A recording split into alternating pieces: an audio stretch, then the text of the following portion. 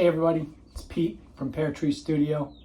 I had some questions that I've been receiving somewhat frequently over the past couple of weeks, and I figured I would just address them all at the same time. So I've got my computer here in front of me and I'm kind of filming myself with my phone, so I'm going to be looking in two directions here.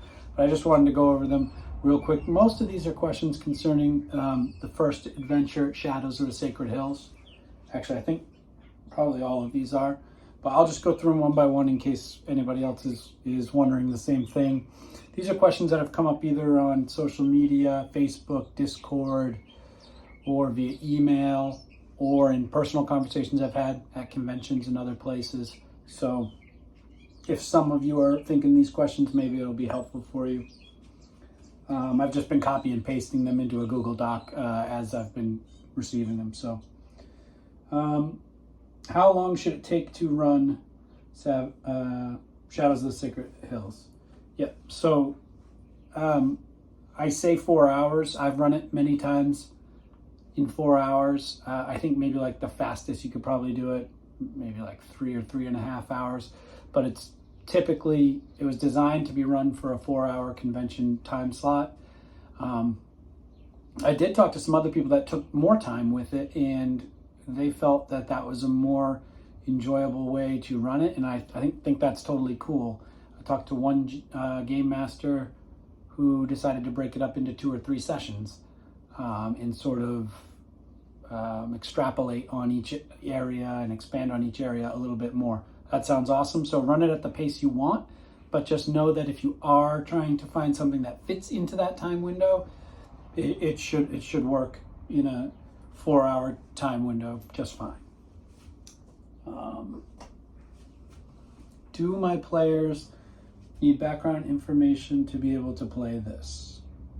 No, they don't need any background information aside from what's provided on the first page or 2 of the adventure as it's outlined. There is sort of a chunk of text there that is recommended to share with the players, just so that they know the premise of the narrative of that adventure. So I recommend that. Other than that, they don't need to have any other lore or history knowledge or anything like that to be able to play it and enjoy it. Next question. How much additional prep do I need to do aside from reading the PDF? Encounters, stat blocks, NPCs, etc. Okay. Aside from reading the PDF, you don't have to do any more prep than you want to, because the encounters are provided in there, as well as the stats for anything that's involved in those encounters. The NPCs are provided for you with the stats that are associated with them. If you want to go above and beyond and do more preparation for your style of gaming, feel free. Terrain, minis, adding in other elements to the framework of the adventure that I wrote, putting your own NPCs in or other encounters. That's all stuff you're free to do, but none of that's required because it's all there in the book. Usually at the end of each section, I don't know if I can find one real quick, all the stat blocks for whoever is in that section will be provided. I don't know if you can see this, but here's a section here about the camp that they visit, and at the end it shows the NPCs that are there and their stat blocks there, so it's just like readily at hand. So I hope that answers that question. Next question. Each character is assigned a fear on the character sheet. How do you integrate those into the plot? There are some areas where the fears are mentioned, but other than that, how do you play on their fears? So each character does have a fear provided with their character sheet. It's actually not totally critical that it is that specific fear. So if you want to be creative and introduce another fear, that's fine. Or if a player wants to maybe modify or change the specific fear of their character for enjoyment's sake. I think that's all okay. The way that I integrate those is I keep bringing them up. I repeat them at moments of tension, and I work those things into the way that I narrate and describe the scenes. There are, without trying to do tons of spoilers here, there's lots of areas in this adventure where you're going to have to describe some sort of dark and supernatural atmosphere and feelings and that type of thing. And those are great areas to bring up, you know, for each player at the table, that this conjures images of, you know, that character's specific fear of fire or of snakes or of whatever their particular fear is. You can work them in that way. And then certainly, you know, keep repeating and going back to that so that it's driven home that, you know, that's something that is recurring and happening to them, and it will influence the way that they play that character.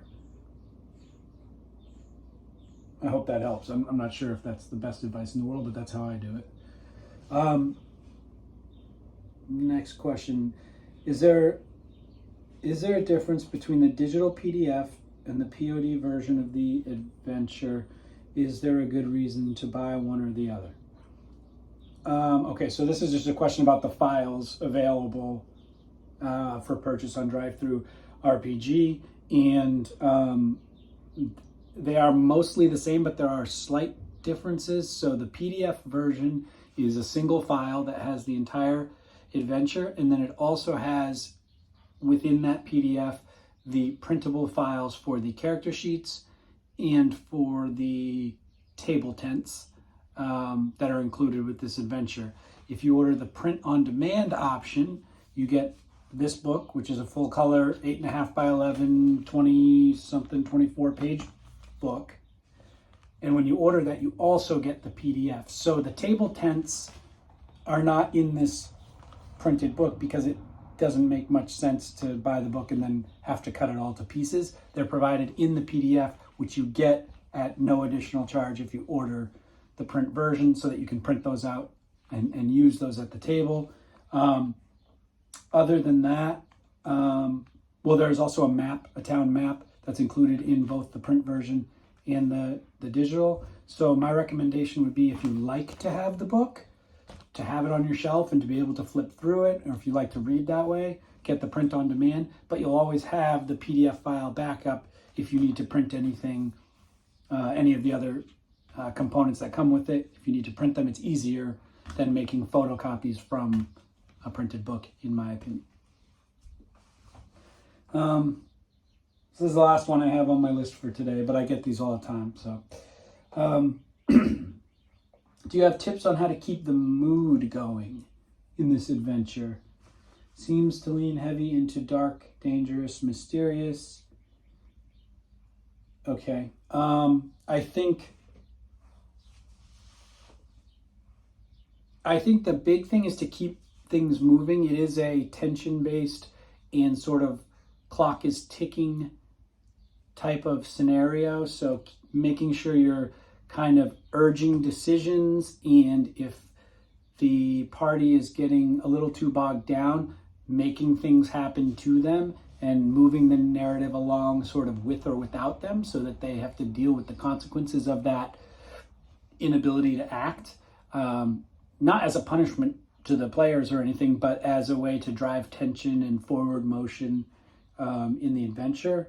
Lean into the NPCs. They're, without giving too much away, specifically Oliver Booth and Sheriff Beaumont are, you know, big, important NPCs that,